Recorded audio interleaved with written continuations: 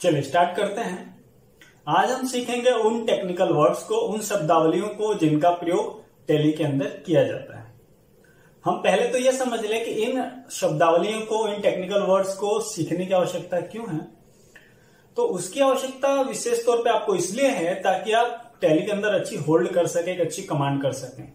आप एक सामान्य डेटा एंट्री ऑपरेटर न बनकर एक बेहतर अकाउंटेंट के रूप में कार्य कर सके। इसके लिए उन टेक्निकल वर्ड्स की जानकारी आपको होना बहुत जरूरी है। अगर टैली में अच्छी कमांड चाहते हैं और अच्छी ग्रोथ चाहते हैं तो उसके लिए टेक्निकल वर्ड्स की सटीक जानकारी होना बहुत जरूरी है। जैसे मान लीजिए कि आप किसी चीज का बिल इनवॉइस बना रहे हैं, आपको उसकी जानकारी नहीं है। सेल्स का आपने परचेस कर दिया, परचेस का सेल्स कर दिया। ट्रेड की आपको जानकारी नहीं है। असेट्स किसे कहा जाता है उसकी जानकारी नहीं है। ठीक है, कैपिटल अकाउंट में किस तरह से ट्रांजेक्शन होते हैं, कैपिटल अकाउंट क्या होता है, इसी की जानकारी नहीं है। तो आप जो डेटा एंट्री करने वाले हैं उसमें कहीं ना कहीं त्रुटि होने की संभावना बढ़ जाती है। लेकिन यदि आपको ये टेक्निकल वर्ड्स की जानकारी है, इन शब्दावलियों की यदि आपको जानकारी है, तो इस तरह की त्रुटि होने की संभावना बिल्कुल खत्म हो जाती है। तो इसी के लिए हमें इन टेक्निकल वर्ड्स को बहुत ही अच्छे से समझने की जरूरत होती है। हम इसको जितना अच्छे से समझेंगे टैली के अंदर हम उतनी अच्छी कमांड कर सकते हैं और हमारा परफॉर्मेंस उतना ही बेस्ट होगा। चलिए आइए एक एक करके समझते हैं उन सभी टेक्निकल वर्ड्स को, उन टर्मिनोलॉजियों को, उन शब्दावलियों को जिनका प्रयोग हम टैली के अंदर करते हैं। चलिए स्टार्ट करते हैं। सर्वप्रथम बात करते हैं ट्रेड की। ट्रेड यानी व्यापार। व्यापार या ट्रेड का मतलब होता है लाभ कमाने के उद्देश्य से किया गया वस्तुओं का क्रय विक्रय, मतलब सेल परचेस ही क्या कहलाता है, ट्रेड या व्यापार कहलाता है। अर्थात किसी से 1000 रुपए के माल खरीद और उसे 1300 रुपए में यदि बेचा जाए तो यहाँ पर 300 रुपए का लाभ गया। इसे ही हम क्या कहते हैं, इसे हम व्यापार या ट्रेड कहते हैं।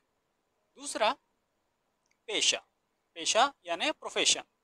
आय अर्जित करने के लिए किया गया कोई भी काम या फिर साधन जिसके लिए पूर्ण प्रशिक्षण की आवश्यकता होती है उसको हम पेशा कहते हैं, जैसे डॉक्टर, टीचर, इंजीनियर एक्सेट्रा।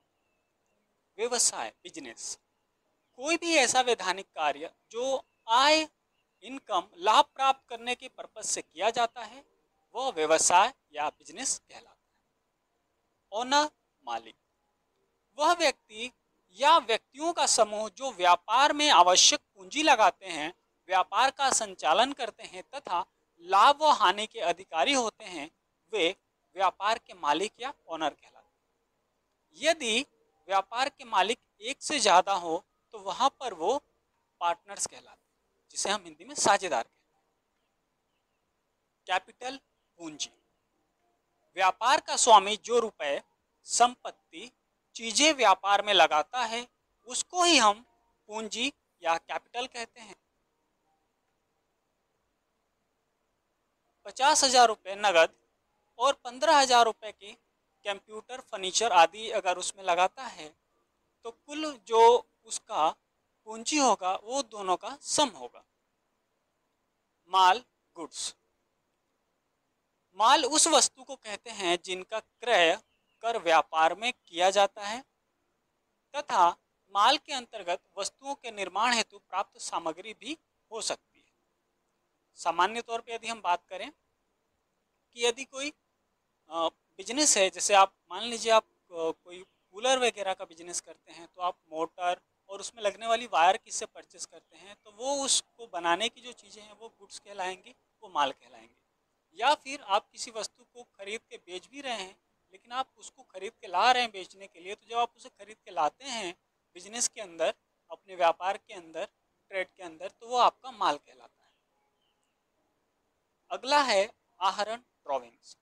व्यापार का स्वामी अपने निजी खर्च के लिए समय समय पर व्यापार में से जो रुपए या फिर माल निकालता है वह उसका आहरण, ड्रॉविंग्स या निजी खर्च कहलाता है। परचेस, क्रय।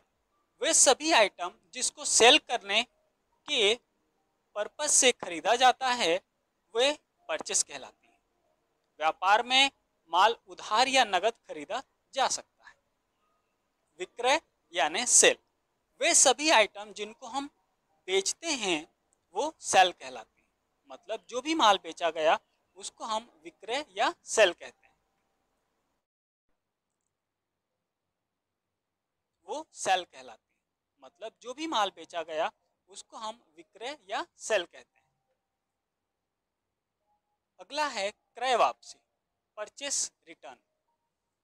जब भी खरीदे गए माल में से कुछ माल विभिन्न कारणों से वापस किया जाता है। जैसे मान लीजिए कि आपने कोई सामान प्रोडक्ट बेचा है सामने वाले को, और 10 चीज़ें बेची हैं, उसमें से एक का कोई डैमेज आ गया या फिर किसी कारणवश वो आपको रिटर्न भेजा जा रहा है, रिटर्न करना पड़ रहा है, तो ऐसे में हम उसे क्या कहते हैं?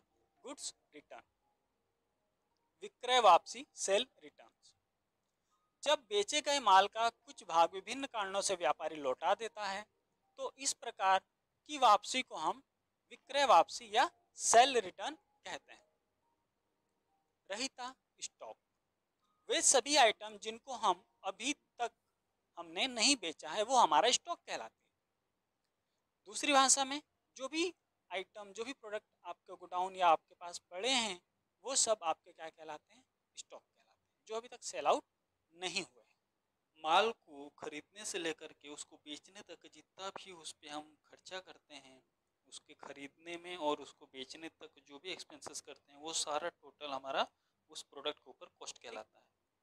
लेनदार क्रेडिटर, वह व्यक्ति या फिर संस्था जो किसी अन्य व्यक्ति या संस्था को उधारी पर माल सेवाएं बेचती है वो लेनदार या क्रेडिटर कहलाता है।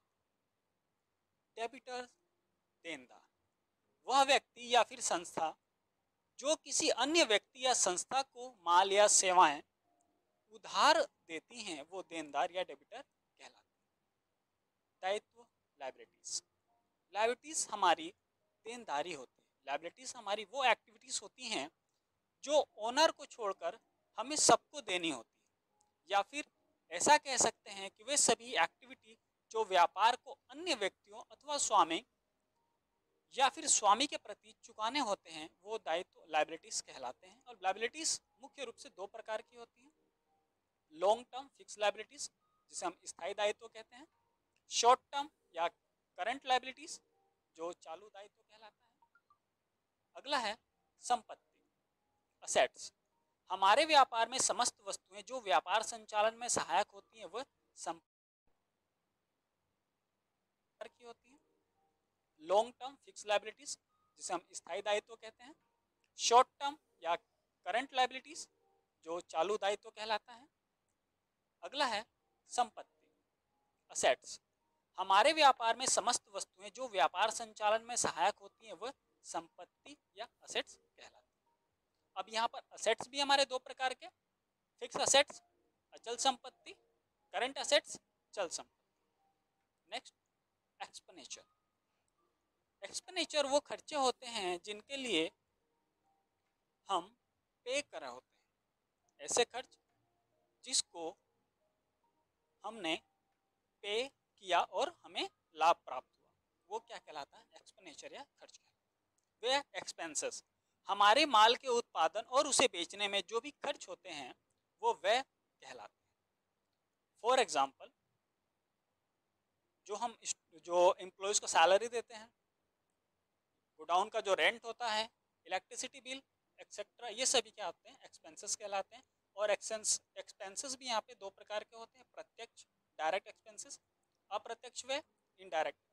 डायरेक्ट एक्सपेंसेस वे खर्चे होते हैं जिन्हें व्यापारी माल खरीदते वक्त करता है। अप्रत्यक्ष इनडायरेक्ट वे सभी एक्सपेंसेस जिनका संबंध वस्तु के क्रय या उसके निर्माण से न होकर वस्तु की बिक्री या कार्यालय संबंधित होता है। अप्रत्यक्ष व इनडायरेक्ट एक्सपेंसेस कहलाते हैं। रेवेन्यू, राजस्व।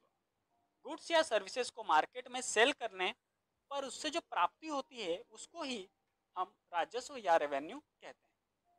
छूट यानी डिस्काउंट, व्यापारी द्वारा अपने कस्टमर को दी जाने वाली रियायत ही डिस्काउंट कहलाती है। वाउचर्स, व्यापारी संबंधित सभी व्यवहार व लेन देन के प्रमाण के लिए जो डॉक्यूमेंट देता है या फिर लिए जाते हैं उन्हें हम वाउचर कहते हैं। बिजनेस में जो भी ट्रांजेक्शन्स होते हैं उनको टैली सॉफ्टवेयर में एक रिकॉर्ड करने के लिए हम वाउचर्स का उपयोग करते हैं। बैलेंस शीट, कंपनी का स्टेटमेंट जो कंपनी की सारी डिटेल्स आपको बताता है उसी को हम बैलेंस शीट कहते हैं। बैलेंस शीट एक रिटर्न स्टेटमेंट होता है जो कंपनी के डिटेल्स को दिखाता है कि कंपनी प्रॉफिट कर रही है या फिर लॉस कर रही है, ये हमें पता चलता है उसके बैलेंस शीट द्वारा।